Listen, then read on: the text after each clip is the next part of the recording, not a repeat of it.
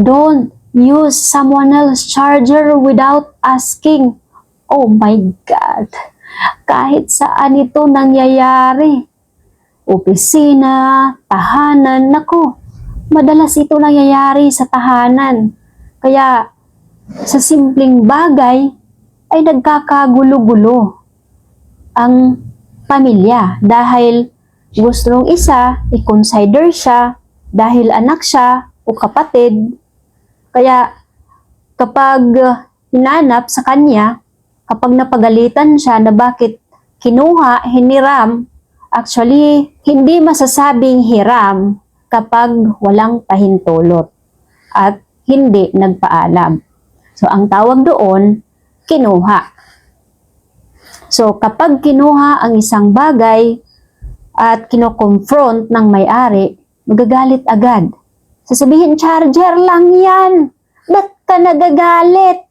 Wala kang modo. Oh, sino pa ngayon yung walang modo? Sino pa ngayon yung way batasan? Diba yung kumuha ng walang permission? Yung gumamit ng walang paalam? Diba iyon ang walang respeto? Normal sa may-ari na magre-react, na magagalit. So kapag nangyari yung mga ganon, dapat alam mo kung paano ka sumagot. Instead na magagalit ka, sabihin mo, sorry.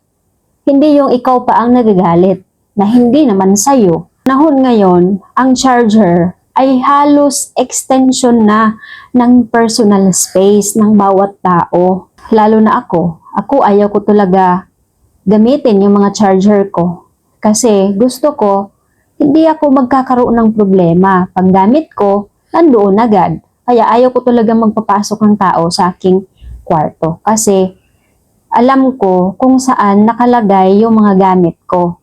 Kasi pag gamitin ko, alam ko kung saan kukunin. Kasi may kasama talaga sa bahay na gamit ng gamit pero hindi alam kung saan ibabalik. Kaya ako ayaw ko talaga ng ganon. Lagi akong nagagalit.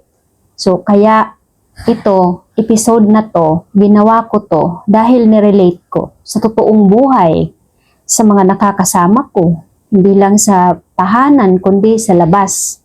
Kasi alam ko ito ang kailangan ng lahat. So ang charger, parang panlinis ng sariling katawan na hindi basta-basta ipapahiram ng walang permisyon. Okay na ba kayo dyan? May natutunan na ba kayo sa charger na yan?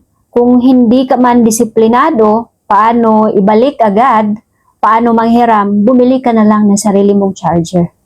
Para hindi ka pa mag-cause ng trouble sa ibang tao. Kahit kamag-anak mo pa yan, kapatid o nanay o tatay. Dapat may boundaries pa rin.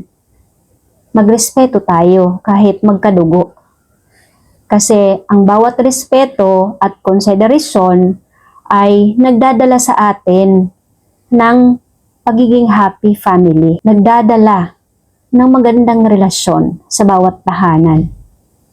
Kaya ang konsiderasyon at respeto hindi hinihingi. Lahat nag-i-invest, lahat nag-i-effort.